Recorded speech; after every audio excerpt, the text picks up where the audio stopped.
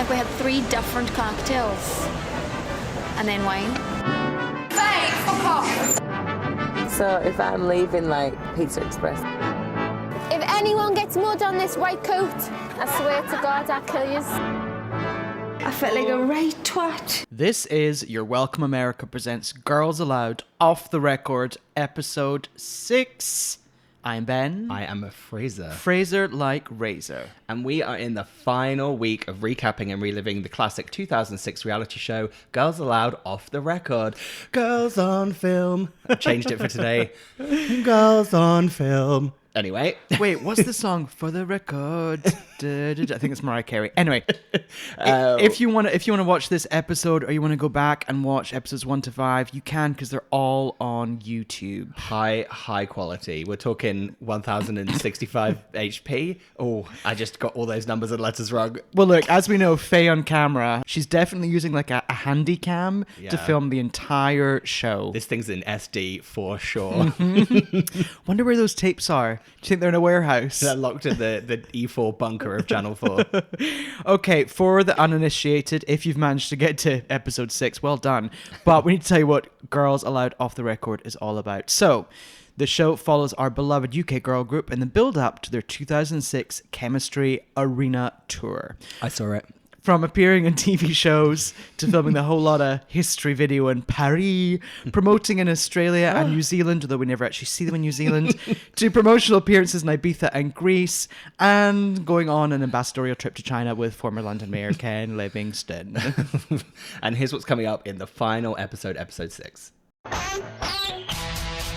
For the last 6 weeks, we've been behind the smiles, the music and the glamour to show what it's really like being 5 girls at the heart of the British pop industry. The pop starlets have made new friends in Australia. Charmed China. Thank you, God. Thank you, Buddha. Travelled like queens in Greece. Yeah. And crashed Ferraris at Silverstone. This week, with just days to go before their Grand Arena tour, tensions rise in the Girls Aloud camp. Finish now. I was sick at the sight of every single one of them, sick of them. Cheryl and Ashley find puppy love. Are you going to poop scoop? No, I'm not paper scooping anything, mate. And the girls tell us what they really think about being followed around. I was never happy about doing the documentary in the first place, and I'm still not really. If you want to follow us on Instagram or Twitter, please do. You're welcome, America. You're welcome, USA. Shall we get into it? Yes.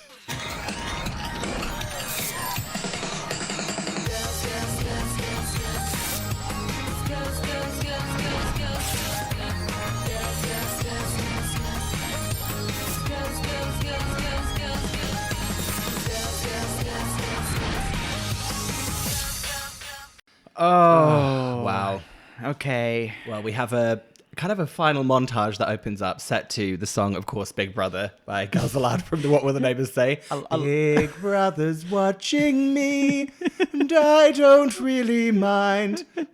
Also, that sounded great then. a lot of scraps and bits and bobs that Faye on camera had shot but had never actually appeared. All swept up from the floor of the edit and wedged into a Big Brother montage. It's the final week, just shove him in, Faye. Faye, just shove him in the edit. Still seeing a lot of those same photo shoots and trips to TV studios. So after that little whirlwind of bits and bobs from around the series so far, we land in rehearsal. And Nicola's wearing a Baker Boy hat. Well, my first note is so many hats and bottles of Buxton water. Yeah, a lot of Buxton water work. Well, it's good because they've got that retractable squeezy sports cap. So like Nicola could be doing a move, then she could shuffle to the side, squeeze them into her mouth, and then pop it down. Why did they not have microphones? I know they're not singing into them, but surely just I'd want to know the real weight and feel of holding one whilst I learnt the dance routine. Oh, that's a good point. Just, grab it, just have 5 mics. Don't need to be plugged into anything. But do you know what? Rentals. Those are only rented for the actual arena tours. And actually, you know what it's like when you work on any sort of production and you have, what's it called? I always forget the name of them because they're different in this country and the UK. Walkies? Walkies, or here they call it Talkback. Okay. They call them something else here, PL or something. You know when you have any equipment like that and then you at the end of the day you go to leave, and like a sound person comes to you and is like, "Give me that now! Do not leave." There's always a sign out sheet for walkie-talkies that no one ever fills in. Exactly. In studio. So do you think at a chilly North London rehearsal room 5 weeks before the tour, they're not going to have the mics? No, fair enough. And also, if you're really enjoying this little snippet of rehearsal, don't worry about it, because they're going to do a full scene of this exact same rehearsal at the end of the episode. No. Really playing with space and time again in this format. I want to give a shout out to some rehearsal wear. You've already mentioned the hats.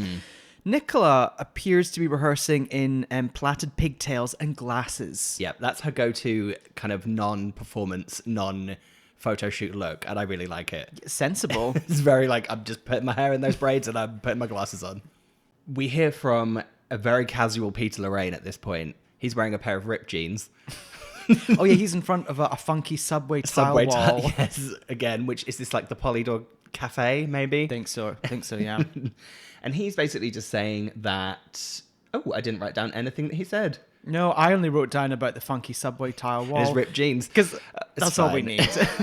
But at this point, we do want to point out that it's apparently 2 weeks until they have their 10 arena dates. Yeah. 10 arena dates across 13 days. That's a lot of maths going on there. Essentially, it's 2 weeks until the arena tour starts. And then we just hear from choreographer Beth, and she just says, take your biology positions. And I really liked that. I was like, okay, I know what the biology positions are. It's like everyone in like a pose, and then I made a note here that this really reminds me of rehearsing a school play. Yes. It's got a very like church hall kind of vibe, isn't it? Like I used to be part of a drama club, and we'd practice at a village hall or rehearse at a village hall, and it felt like that. It was like us all running around screaming, and like one adult being like, oh, someone being like, okay, take your positions for the finale, whatever it is. And then they might get angry with you, and they'd be like, everyone, it's 2 weeks until curtain up. 2 weeks until curtain up. And listen, I was always fucking around until I was given a solo in Bugsy Malone, and then I started taking shit seriously, because I was like, I've got to knock this solo out of the park, and I did. Well, I played Fizzy, obviously. As the only child of colour at the production, I had to play the black child that swept the floor. Classic example of when you're given responsibility, Yeah. you take it up a notch. Tomorrow never comes. What kind of a fool do they take me for? It's a very melancholy song, and this girl did like a slow tap dance behind me while I did it, dressed as a flapper. A slow flapper tap dance. Oof. So we have at this point Kim saying that the dance rehearsals are, she says, the sort of 10 a.m. to 6 p.m. every day. And to be fair to her, that is long. Imagine turning up. I was thinking about this. So imagine, say you had a regular office job and you're not in the mood and you don't feel like working that day. You could, this is pre-COVID, you could turn up to the office, you could rein it in between 10 to 6. Yeah. Do you know what I mean? Whereas 10 phone to it 6, in. phone it in, rein it in, same thing. Rein it in? Mm-mm. You can say rein it in. Googling it. Reining something in is like when you're like going crazy, and it's like rein it in, you're going crazy. Phoning it in is pretending to work and not doing anything. Yeah, but it's the same kind of thing. Anyway, my point is... I wish you could see on mic how wide my eyes just went then. Imagine turning up to all-day dance rehearsal and not really being in the mood. Yeah, well, even in the glory days when you and me used to do our dance classes before the world shut down, like, we did that for, an hour and a half? And it was the most exhausting hour and a half of my life. Yeah, and sometimes we weren't in the mood, but hey, we pushed through. It's true. Then we just kind of cut to this obscure Cheryl working out, which I'm pretty sure this is the same Cheryl working out that we had in like episode 1, maybe. Yeah, this probably. One kind of day where they went to the gym with her, because I think she's still wearing the same flared joggers that I pointed out the first time around. And it's basically her sitting on like a leg machine, not doing anything. And she's just basically kind of talking about how, there's been periods of time in the band where they've spent so much time together that she's like sick of the sight of them. But they always, manage to find a way to get along. I'm like, this episode is displaying that's not correct. Wow. We need to go to a meeting room, don't we? Oh, God. So we're at like a conference room at Polydor, I think, at this point, aren't we? Yeah. Because they're all coming in for a meeting, and they're all shuffling in. And then Sarah's bringing up the rear. She shuffles in holding a McDonald's Coke. And she's like, oh, hi, everyone. And Hillary's like, oh, you're suffering. She's like, yeah, I'm suffering. Did she say that? Yeah. Oh, I did. And I cut didn't They notice cut that. to Peter Lorraine, and he's literally like you could see he's so annoyed that she even said that out loud. Nicola, off-duty Nicola here. Like once again, she looks so young and cute. She does. Oh.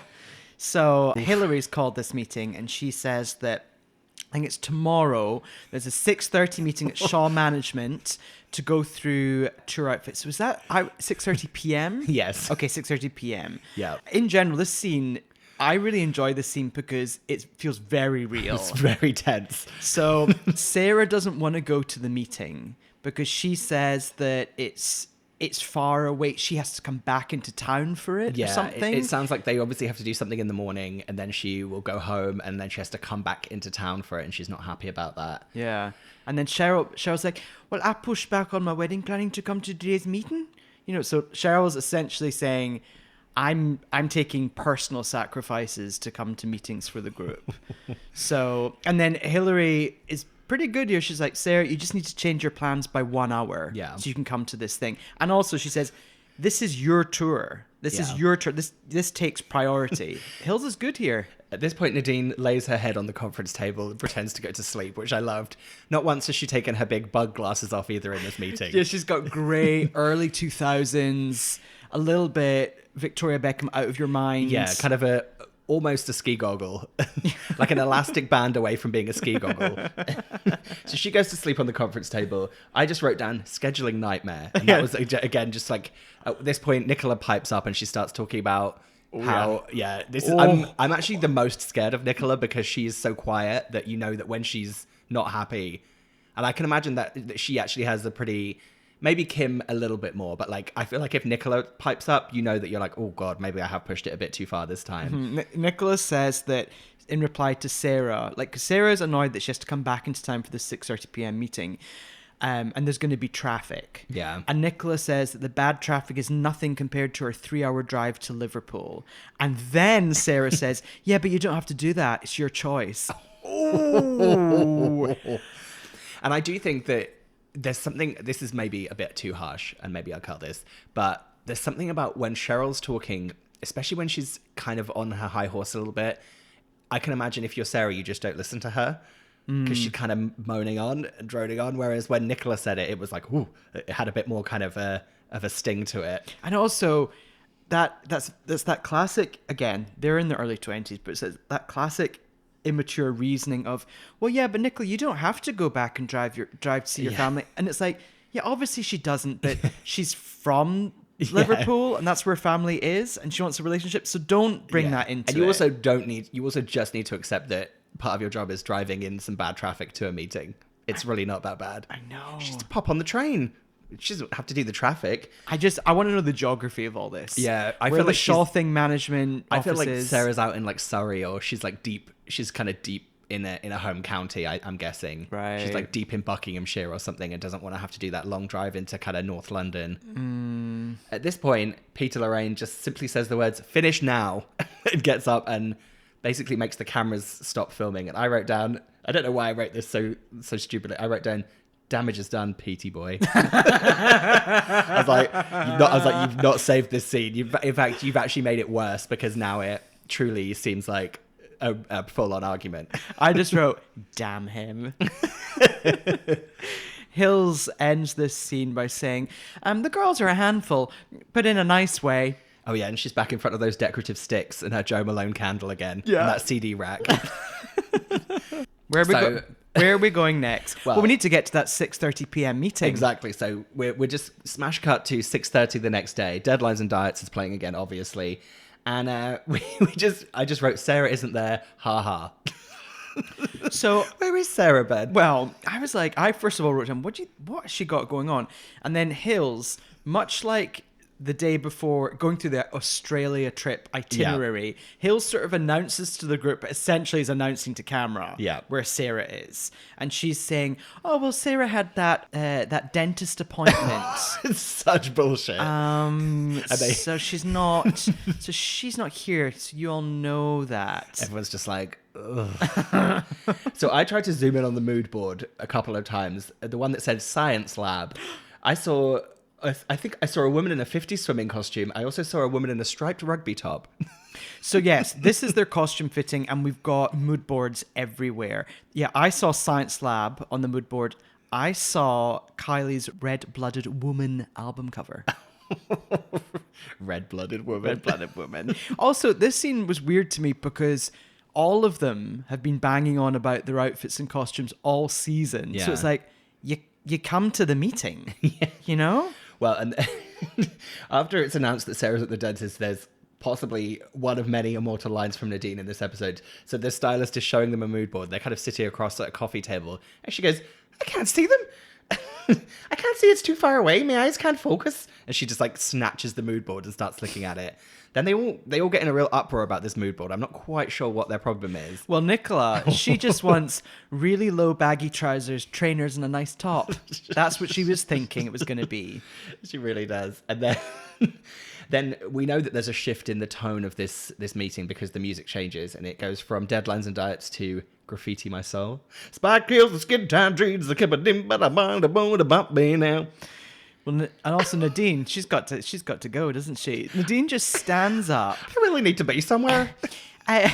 Nadine stands up, grabs her bag and says, right, I'm off. And Hills is like, oh, wait, Nadine, can you just hold on a sec? Because I need to talk to you about a gig that's coming up. and Nadine says, I don't have the time. I really don't. Can you give me a ring? But also, fair enough. Use the phone. Did you see that there's a specific zoom on Cheryl's face and it's just like, she's kind of almost frozen in the way where you're trying to not pull a face. Mm-hmm. And by not pulling a face, you're pulling the biggest face you could ever pull. She's just like... Also, where's Nadine going? She's going... Well, according to the filming, she's going for lunch with her mum, but she's definitely not. Because in the next scene, she goes for lunch with her mum wearing a different coat. I feel like she has like a hair appointment. That feels very Nadine, doesn't it? Yeah. She's got to have those tresses just blown out again somewhere. I imagine it's for something not worth leaving the meeting. Yeah. Everyone's just like... Also, Nadine's a funny one. I get the impression throughout all of this, Nadine just wants to... She'll sign off some clothes, fine, whatever. She doesn't really care about the dance moves. As long as she gets to go on stage and sing, she's fine. She doesn't really care about the rest. Right. So obviously next we're going to go for lunch with my mum, as I called it. Lillian Coyle. I wrote, what a glamour puss. I wrote, pretty gorgeous. Yeah, she's a stunner. And really, this entire scene took place at like a gastropub somewhere. Yeah. They have a dog just loose. There's a dog just running. Their dog is running amok in this pub, just running around, not on a lead/leash. Doing whatever he wants. Lillian says here, if Nadine decides she doesn't want to sing, she'll probably just settle down and get married. Nadine will always want to sing. Nadine's never going to be like, I don't feel like singing anymore. No, she's going to be singing Fields of Gold in like a nursing home when she's like 100. Yeah. Oh yeah, I also wrote a note about the dog here. Her mum's dog is kind of like a Jabba the Hutt creature from Star Wars. Right. In Star Wars, in Jabba's lair, there's this kind of, I don't know, almost like a hyena type creature that kind of goes. Yeah, it's very much like that. That Salacious Crumb, isn't that his name? Oh, maybe. I know you're not into a Star Wars mythology. I don't know where I pulled the name Salacious Crumb from. Is that even? I don't know. I feel like I've just had a stroke. Very odd. Anyway, talking of having a stroke, Lillian says, when I was 15, I went to this fortune teller. I was like, right, I'm hooked. I want to know what's going on. So what did the fortune teller tell 15-year-old Lillian? She said, your middle daughter's going to be famous. So I just always knew Nadine was going to be famous. So of course Nadine grew up just believing and knowing that she was going to be famous. She's right. And then they both have this very strange, like, creature comfort style talking over each other moment where she's just like, it's here today, gone tomorrow. At the end of the day, you're just singing a song. And Nadine's like, we always say it. It's just, you're not saving lives. It's just singing a song. It's great. What are they eating, by the way? What do you think they're eating here? I feel like they both had a salmon. I feel like I was looking at like a salmon and a veg. Oh, yeah. Well, I wrote down warm salad. Yeah, maybe like a salmon salad. A salmon salad, but warm salmon salad. Yeah. Neither of them have opted for a roast. We'll get to that later in the episode. Oh, dude, I can't even remember that roast, but I'm excited Oh, about it. it's the ultimate. I mean, it's the ultimate of the people we would want to go for a roast with. Do we Just go you for wait. a roast? Okay, well, we'll wait for it. Where are we going next? Meanwhile, in Manchester, Sarah's doing her eyeliner in a wiggly Ikea mirror. I wrote, doing her makeup in front of a funky Ikea wavy mirror. Those mirrors. Oh, everyone I know at university had one of those Ikea wavy mirrors in their bedroom. Everyone. Shout out to you, Shanina. I specifically remember you having one of those wavy mirrors. So Well, just remember, if you bought like 3, they could slot together. Oh, yeah. Well, wow. Make a big, dead, funky mirror. So she's doing her eyeliner and she's kind of talking about how she loves coming home. You know, she can get away from the fast pace of London. And, you know, what she likes to do is just get into bed with her cats and watch a DVD. Now, what DVD do you think she'd watch? Because we're 2006. 2006. So I'm feeling like she's still watching, like, Bridget Jones, even though that was kind of more 2005 kind of era. I think she's watching Bridget Jones, Coyote Ugly. I think she might like something action as well, like a Fast and the Furious. Or maybe like a... okay, I feel like I can imagine her watching, like, Scarface as well, or like Pulp Fiction. Exactly. She seems like that kind of gal. Yeah, Pulp Fiction. Yeah. Uma Thurman's heart's getting started. Kill Bill. Yeah. Oh, I bet Sarah loved Kill Bill. Bet she dressed up. Oh, of course Sarah's dressed up as Uma Thurman in Kill Bill. So at this point, we also hear that she has been voted at one point the 15th sexiest girl in the world. Yeah. Have you heard that? Really weird. That was definitely FHM, right? It's Or got to have been. Yeah, it must have been FHM. Did you notice that on the walls in her room there were framed pictures of? They weren't framed pictures. It was knots, pieces of string, kind of tied in knots, and they had been put into like a big chunky like frame. Mm-hmm. And it was very odd. I wasn't sure what the significance of that was.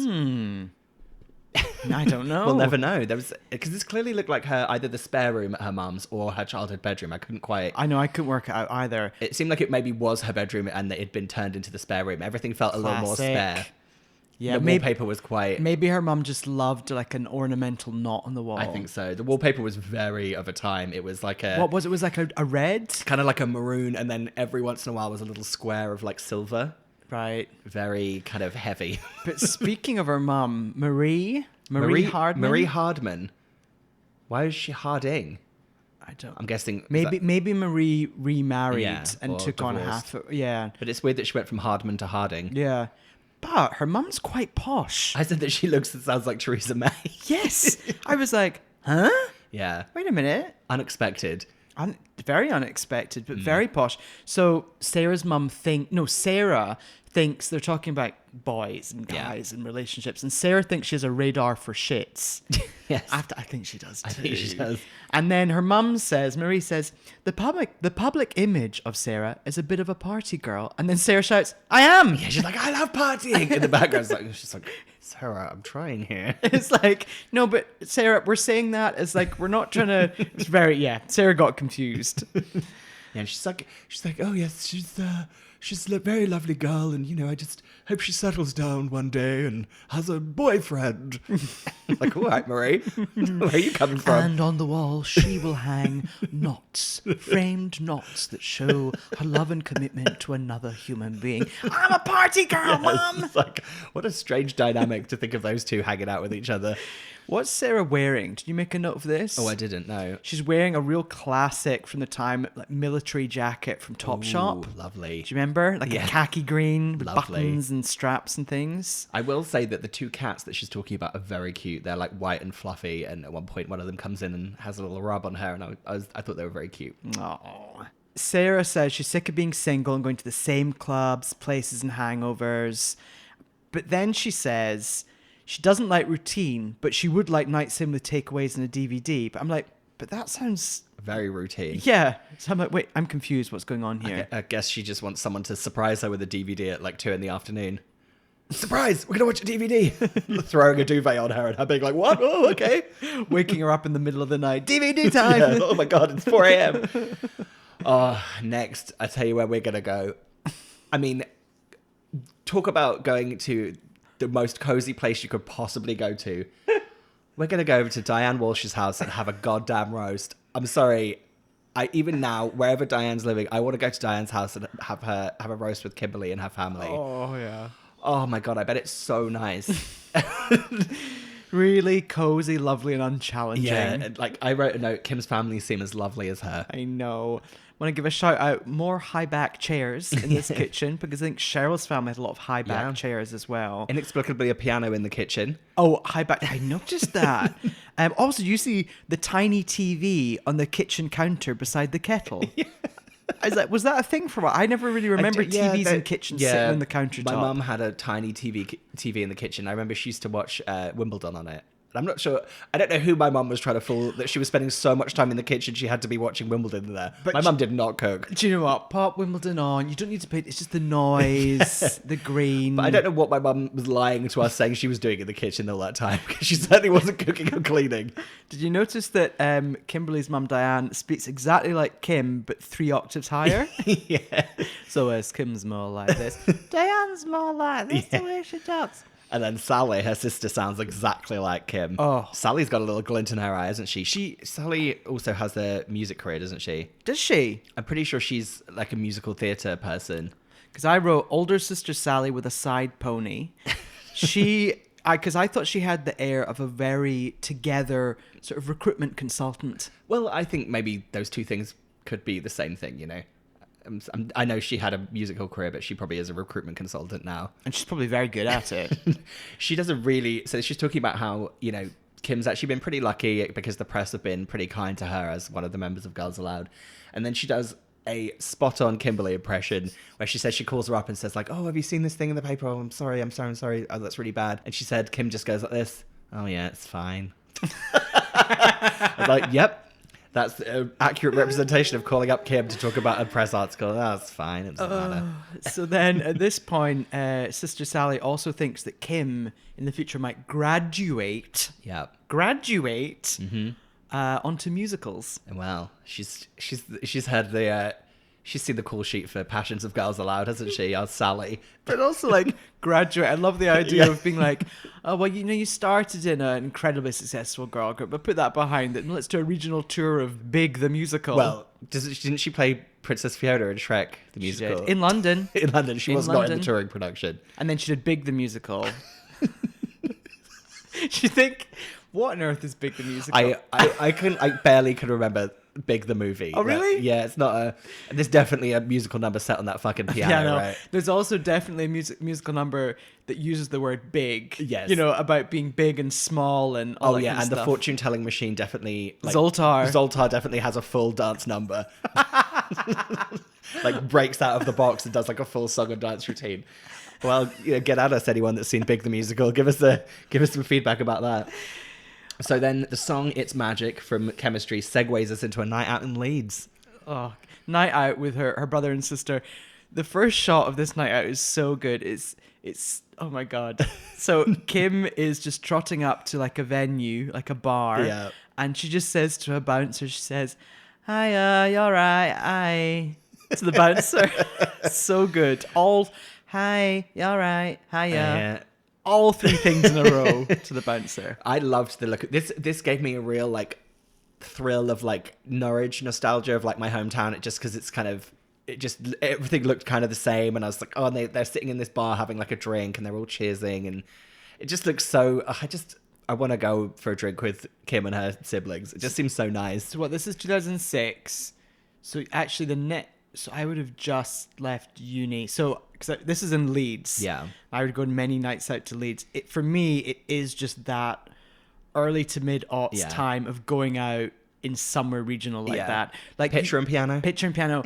Have you ever go to a ha-ha bar? Yeah, we had a ha-has in Norwich, yes, of course. Slug and Lattice. You would go to these kind of like middle of the road places that would have some kind of modern wood paneling in the wall and like an elevated cocktail menu that was still a bit shit. Yeah. So we're in this night out. She has a fan. She has a photo with a fan On a flip phone. it looks like a Motorola Razr. Yeah. I made a note of. Yeah. Do you hear the music in the background? Oh, it was... Oh no, what was it? It was Gorillas. Oh yeah. You've got I just wrote a note. Sally is fuming because basically it's a little bit of an interview with Sally talking about how like it's kind of irritating going out and having everyone like harassing Kimberly all the time for like pictures and stuff. And she said that Kim takes it really well, but she gets annoyed. And they have a really good bit when someone's taking that picture. They cut to Sally and she's just got like an absolute stone face. She's just like, "Urgh."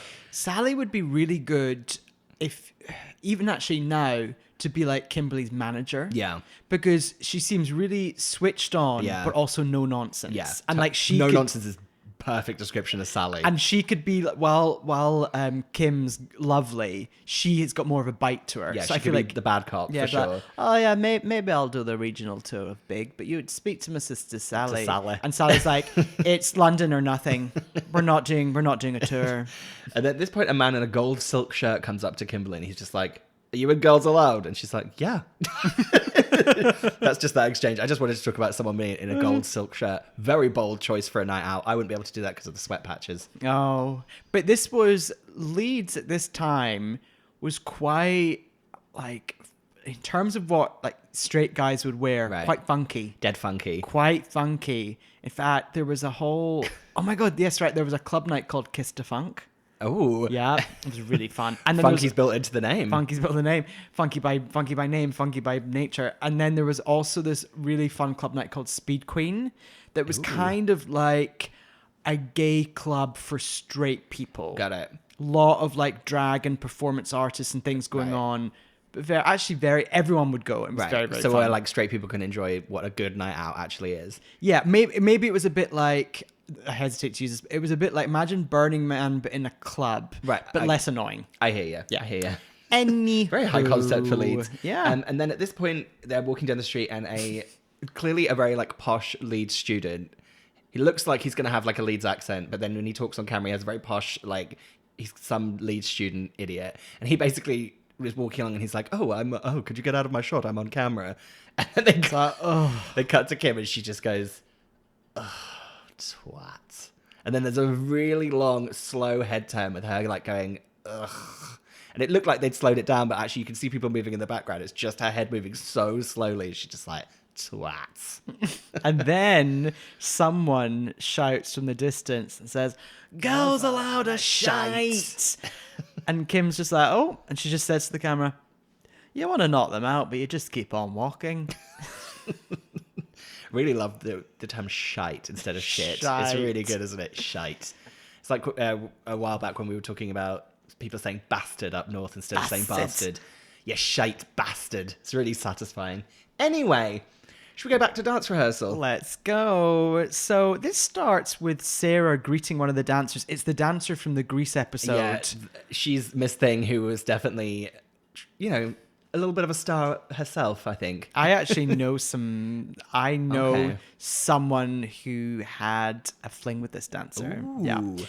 Anyway, I will tell you later. Sarah greets Miss Thing, dancer from Greece, and says Patsy, and he goes like, Eddie, yeah. and I'm like, okay, you're doing an Ab Fab reference. Fine.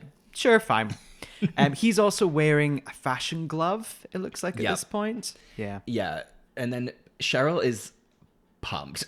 They're all pumped, but like Cheryl is beside herself. And then I wrote, Sarah's wearing just the neck and sleeves of a turtleneck, or as I called it, a polo crop top. Yes, I made a note of this. Yeah. So it's got a neck and it's got sleeves, but there's no the rest of it. It's kind of like what you might wear as a ski layer. Yes. But then it's cut out over the breast. So Yes. It's very confusing. It's very high concept. Yeah, it's for me. I'd be like, well, I'm gonna get hot at the neck too, so I don't need something around there. But maybe she has a cold neck and a hot body. You never know. Cold neck, hot body. Question for you. So they're all super, super excited, and it's actually such a relief to see them all so happy and Yeah. excited, because they're We've basically been watching them doing all the things they don't want to do, all of the promo and the bullshit that they actually don't want to do, and now they're finally doing what they like doing. Is this their first tour? No. This is their first arena tour. I saw them do a tour which was I saw them at like the Hammersmith Apollo, so I think it was their smaller venues they were doing still at that point. Right. That's the one where they did Teenage Dirtbag. So the one I saw in Hammersmith was the Teenage Dirtbag And one. those venues, that's more like a stage, like a traditional theatre stage? Yes. Yes. Okay, so this is their first proper arena tour. Okay. Yes. I also spied in the background, just dumped at the side beside the Buxton water bottles, a carrier bag from the shoe store Office. Do you know that really distinctive white bag? It says Office with like a blue and a pink stripe. Someone just popped there to get some sensible dance shoes. Or I imagine at this point, every girl I knew was buying ballet. Do you remember those ballet flat shoes that everyone had? Oh, which were great in the British weather. Everyone's grubby ballet shoes that they're wearing at like third year of uni. It would get soaked through in a night out and everyone would get like trench foot. So the choreographer then shows them the choreo to the song Waiting. And it's this kind of strange do do do do do do do do do, and they're all doing this like flappy hand motion. And the girls I just wrote they are pumped in capital letters here. And Cheryl bounces up to choreographer Beth and says, "Beth, I don't want to sing. I just want to dance." Yeah, this is where they really like the village hall kind of rehearsal energy really gets out of control, isn't it? And she's just like they're all like screaming and like being picked up by the dancers and like all running around. And they cut to a dancer called Craig. And I just wrote, "I want your life, Craig," because he's just a Girls Aloud dancer, and I wanted to do that. That's all I wanted to be. Totally. Beth also says at this point to the camera that she's been doing the choreo alone in her front room with her dog watching her. Yeah. So it's nice to like, actually get it out and show the girls. Also, how much of a relief would it be to like prep this choreo and be like, "Oh shit, I have to show the girls." Yeah. And you show the girls and they're excited. Yeah. Well, not all of the girls. Well, not all of the girls can be excited because not all the girls are there. Dancer Craig's not doing any of the choreo because Nadine's not there. And then I wrote, Nadine missed her flight back from a weekend of shopping in New York. Oh my God, that's the most Nadine thing ever. I just popped over like, I want to go to Barney's and go to Saks. I think there's some jiggery pokery going on here. You're calling shenanigans on this. I think Nadine planned a trip to New York, like a vacation or something, had it in the calendar for ages. It's not just like she popped over for a day to go shopping. Like they do in Ab Fab. Exactly. Door handle. Exactly. It's not a shopping trip. It was a trip that, it's a holiday. She might do some shopping there. But this whole thing made me feel so nervous. Okay. So my question for you is, if you were Nadine, also I love the idea of her being in New York and be like, "I didn't realize how long it take to get to the airport. I thought it was just a hop, skip, and a jump." She's like, I just realized JFK is actually in New Jersey. It's not even in New York. I know. I just go from Central Park. But if you were Nadine and this happened to you, what would you do? If you missed that flight back to the tour rehearsals, what would you do? Well, first of all, I'd have 10,000 panic attacks on the flight back from New York because I'd be so embarrassed that I'd missed it. But I guess I would like go and try and do choreo. Like as soon as I got back, I would go and try and do like a private catch up, basically. Yeah. Because also Nadine ain't the one to be missing at a choreography lesson. Yeah, I agree. That's exactly what I was thinking. I would go. I'd be actually mortified. Yeah, I'd have to drug myself on the flight because I would be scared of flying, and on top of that, in the biggest anxiety attack for having missed the rehearsal and everyone being angry with me. That's literally.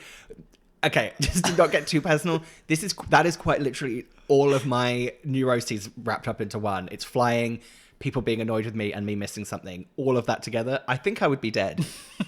The thought of everyone bitching about me, which would be dead. Even worse, because now you're dead. Now they have to change the choreo completely because I'm dead. I was thinking, I completely agree. I'd feel awful. I would schedule a million extra rehearsals. Yeah. And my first group rehearsal with everyone, I would like clap my hands and I would do an announcement. And I'd be like, "I just want to say to all of you, I've let you all down. Yeah. So here's what I'm going to do. Remedy this and it won't happen again." Yeah, completely. I mean, Nadine's not going to do that. Of course not. I'd be like, I'd make sure that when they turned up for dance rehearsal, I was already there, like mid-routine, and I'd be like, "Hi guys, yeah, no, I've actually been here for about 4 hours. I'm trying to catch up. I'm really sorry. I do you know what it was? I just, even though I missed the flight and it's not my fault because JFK is actually not in New York, I'd be like, I spent the whole flight back on Concorde doing the routine. I bought out at Concorde and I got them to remove some seats so I could do the love machine. I do think that it is a shame that she's not there because they're all so excited. Yeah, and they're all like, you feel like all the barriers are down. So you see like Sarah and Cheryl, which feels like not the warmest relationship, are like excited together, and it's a shame. It really puts a dampener on things, doesn't Yeah. it? So they need to learn 19 new routines. Yeah.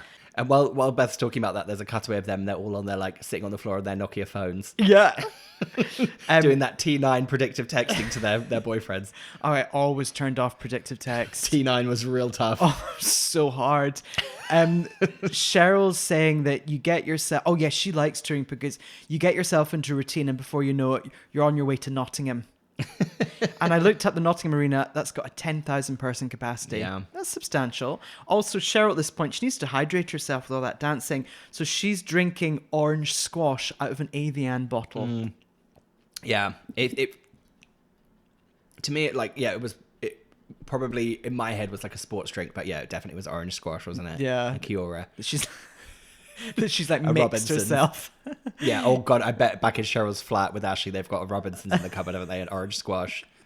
She's like, actually, make us an orange squash pop or something weird thing they called it in Newcastle. Who knows? Anyway, speaking of shares, I wrote Cheryl wedding segment. Oh, so depressing. So we cut to Cheryl wearing a brown puffy vest, sitting on a brown sofa with orange walls, and there's like decorative twigs. They're in a coffee shop somewhere, aren't they? Her and Ashley. They're in a very cold-looking coffee shop. Oh, there's nothing warm in there. No, and nothing warm. This scene's tough. Yeah. This whole scene is really tough. So Cheryl's talking about the wedding prep, and she's saying that Ashley doesn't help at all.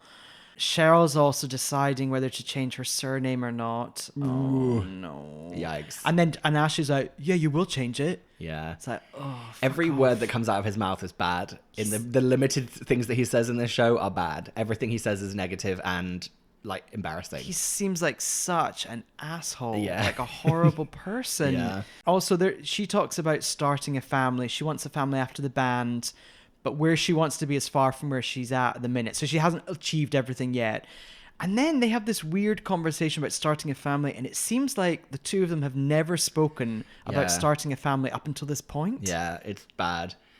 Because she says she wants lots of kids, and he's like, oh, well, you know, other people on the team, they're like, you know, it's really hard when you have a baby at home because it keeps waking up. And Cheryl's like, my mum managed 5 of them as a single mother, like, and it's bad. They compromise on 3 children at that point. Yeah, Ashley wants 2 boys and 1 girl. Ashley, I don't know if you get to choose, but good to know your thoughts. Yeah, ugh. So we take this show on the road to a park to the sounds of Watch Me Go, and then this is where we hit the preview we had last week of him refusing to poop scoop. I'm not poop scooping nothing, mate. So Ashley and Cheryl on a dog walk. Shout out to their gorgeous black chihuahua. Yeah, very cute. Oh, super cute. So the dog poops, and Ashley says, just leave it. Just leave it. And then he quickly realizes that the camera's watching him, so he says, oh, no, I've got a bag. And he pulls out like a Tesco Polly bag. Yeah. And then, as you said, Ashley refuses to pick it up. And he's being really serious. Well, it's like he definitely does it at home. It's like he's refusing to do it on camera. He's basically like, oh, I'm not going to be on the Girls Aloud documentary picking up dog shit. I'm like, well, your fiance vomed into a bucket in a few episodes ago, so chill out. And then what I thought was going to be Cheryl picking up the shit was her just refusing to do it also. And then they just walk off and leave the dog shit in the park. Well, she says, put that bag in your pocket. Nobody saw. It's only like a pebble. Well, I do know firsthand that chihuahuas pretty much is like a pebble. I don't know. I've seen some of Fabia's shits. They're pretty substantial. Anyway, so then she's just kind of talking about, you know, the future and what the future holds for the band. And then she says, there'll be no reunion. I'm not doing Love Machine at 30-year-old. And I wrote, newsflash, love, it's going to happen. Yeah, I know. Also, oh no, imagine being 30 years old and like looking amazing on stage and doing a dance. Yeah. Like, Cheryl, you'd be lucky Yeah. if you get to do it. She's also talked about the future with the band, and she says, well, you know, I'd like to think we'll all stay in contact and be friends. Foreshadowing. And then this depressing scene ends. Ashley's in the distance with the 2 dogs. And Cheryl's watching them from afar, and she says, my proper little family, isn't he lush? It's like, no, Cheryl, he's not. No and no. No. And then it ends with her saying, smell him, about one of the dogs. And and Ashley smells the dog. He's like, oh, what is that? And she just goes, shit. End of scene. I was like, well, there we go. That's summed up in one little scenelet there. So we're back to dance rehearsals again. Well, we've got 19 routines to do. And this time, old shopping weekend in New York has returned. Do you know what, guys?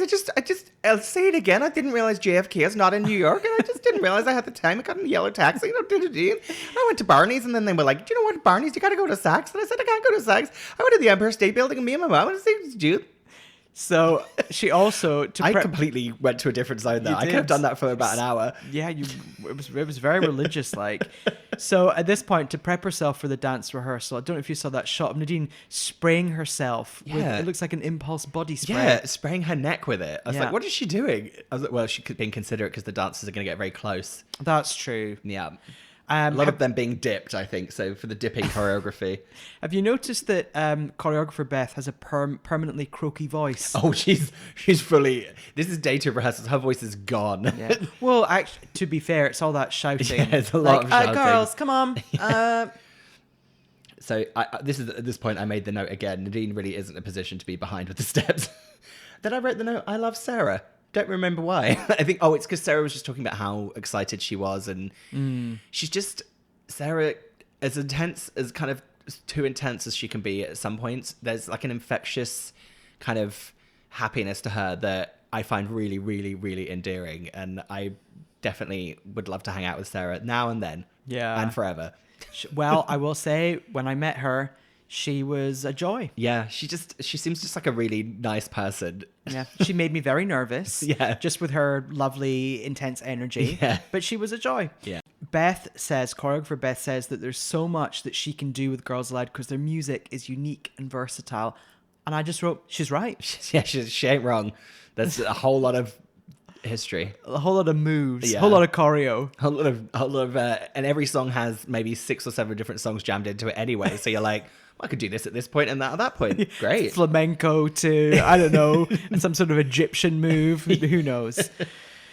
So also, did you notice here, there's a very strange black and white shot of Peter Lorraine where it almost looks like Faye on camera's crept up on him and he's gone, oh! So yeah, we see Peter Lorraine being scared in black and white, like like a kind of like a horror movie, like a Blair Witch kind of project. Faye's got her handy cam and she's just switched it to black and white and then crept up on him. Peter, and he's like, oh. So he's basically saying that the fact that they're doing an arena tour is amazing because they never. This is really the theme of this show, that they never really thought they were ever going to get to this point, and they're just every excuse me, I sound like Beth.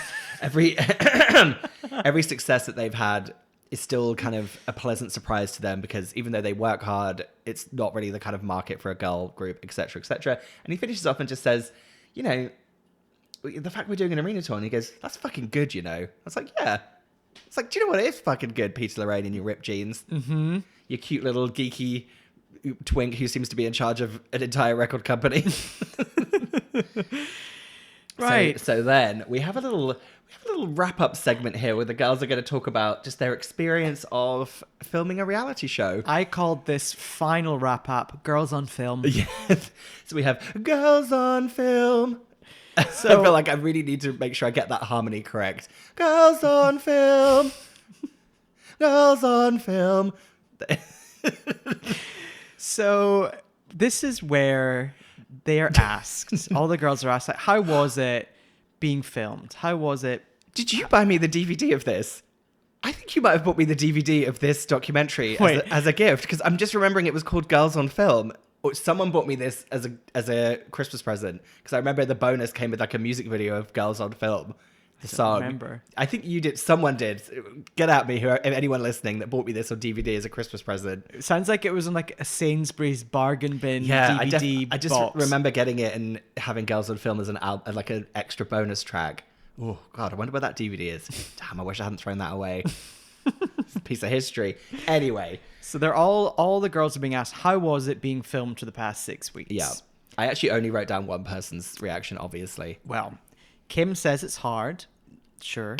Like, I don't know what's hard about it, Kim, but okay. She's still haunted by that moment of her trying to take the picture of the view in Greece with that digital camera. I'm never going to... Oh, I can't see anything, actually. It's really rubbish. Sarah says that she didn't realize how much they all swear. Yeah. Cheryl says, very honestly, she can't bear how much she goes on. Yeah. I can't bear how much I go on. Yeah, fair enough. So do you think at this point they've watched like a rough cut? Yes, I think so. I don't think the show's aired, but they've crowded around Hillary's computer in Sure Thing Management and watched a rough cut of the first episode, definitely. Now then we get to, we'll get to it, but Nicola makes the point I've been making all along. She thinks it'll be nicer when she's older, so they get to look back. Agree. I made the note. I just wrote, "I love Nicola." Yeah, she's right. I think that's one of my biggest takeaways from watching this. That I always knew I loved Nicola, but I love Nicola. I just want nothing but the best for Nicola. I love her with all my heart. I was on Nicola's Instagram this morning and she's just drying her hair in her lovely flat, and there's a plant, and behind her plant peeking through is her Masked Singer award and also her Brit award. Oh, she's like, I love her. Then we get to Nadine now. Now, what does Nadine say about being filmed for this series? So she's just lazily flicking through a rack of clothes, and she just goes, "I wasn't ever that happy about doing the documentary in the first place. I'm still not really." Love that. Fair. I was like, "Yep, love that." And then we get honesty. we get a great little montage of her just being like, "Oh, is you with that fucking camera again?" Yeah, and her being filmed and then saying, "Actually, can I take a look at that shot?" And she takes a look at it on the handy cam screen, and she's like, "You can't use any of the footage from today." She's actually using any of that footage from today. Now we just kind of end on a bit of a whimper, actually. Just end on a shot of Nadine, and she's just like, "Ooh." Yeah, there's a real montage of the series. Now, Yeah. question for you.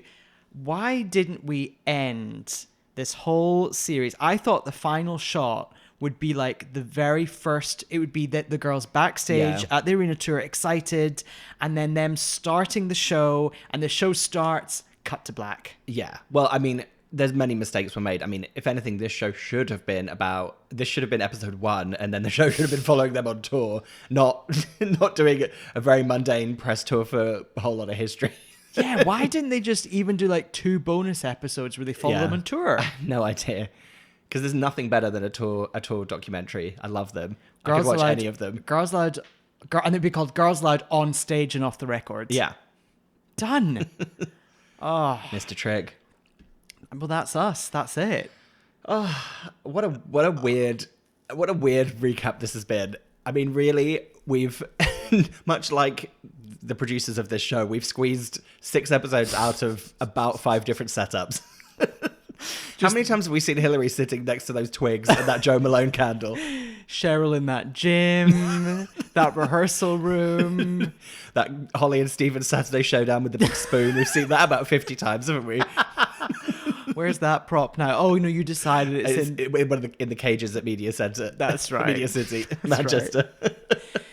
Right. What a series. A real joy. As we said before, this is great, this time period, because it's just before they get utterly massive. Yeah. And I watched recently their documentary, I'm using that very loosely, their special from 2012 called Girls Aloud 10 Years at the Top. Yeah. And they're all just so glossy and refined in that. Cheryl's just sitting there like she's a first lady. Oh, that's when she had ascended to first lady of the UK status. There's no like poop a scoop mention or anything. That was truly the days where every word that came out of her mouth was like forensically analysed at that point, wasn't it? Yeah. At some point we really need to watch that Piers Morgan interview and just talk about that exclusively for like a whole episode. What year was that Piers Morgan interview? It's post-malaria, so it's post Messy Little Raindrops. Oh, so well, here are my hopes. We're in 2021. I think this is going to happen. 2022 is 20 years of Girls Aloud. Yeah. I think they're going to do now, knock on wood and all health permitting, sending love to Sarah. I think they're going to reunite and do a tour. I hope so. Because Cheryl's at a very different place in her life, and she's no longer focused on every second of the day. I think Nicola's now in a great place. Nadine's Nadine. Kimberly's solid. And Sarah also, I think she needs it. And I think they're all going to rally around and be like, let's do this, girls. Yeah. That would be so heartwarming to see. And I'd fly back for that. I was about to say 100% we're flying back for that. I mean, genuinely, if that happened, this is just now us having a conversation quickly. Genuinely, if that happened, I think that would actually be the first time I would go home. And everyone would be so annoyed with me. They'd be like, so you're coming back with Ben to go and see Girls Aloud? And be like, yeah. Yeah. Yeah, me and Ben don't spend enough time together. We're going to fly back and watch Girls Aloud, okay? What do you want to call this episode? Whole lot of rehearsals? Yeah. I'd call this one After JFK. Yeah, this is a whole lot of rehearsals. A lot of rehearsals. What a show. Everyone, thank you for listening to this. Thanks for putting up with my album track recap of every single piece of incidental music. I started off doing it and then it became like a weird kind of tick where I had to do it and I couldn't not mention it. It was kind of annoying even me. So You're thanks welcome. for bearing with me, everyone. You're welcome for that. As ever, get in touch on our Instagram and Twitter. Our regular episodes of You're Welcome America are out every other Wednesday. Yep. We will be doing more You're Welcome America Presents coming up soon. Yeah, we may have even decided on maybe the next 2 things that we're going to focus on. So everyone strap in because we've got enough content to keep us going till the summer. Look, we're just going to get us through COVID, aren't we? Exactly. Until I feel like we're going to, it's all going to end when I get that second shot of a vaccine. And we'll never speak again. So thank you all for listening, and you're welcome. Bye. Like we had 3 different cocktails. And then wine. So if I'm leaving like Pizza Express, If anyone gets mud on this white coat, I swear to God I'll kill you. I felt like a right twat.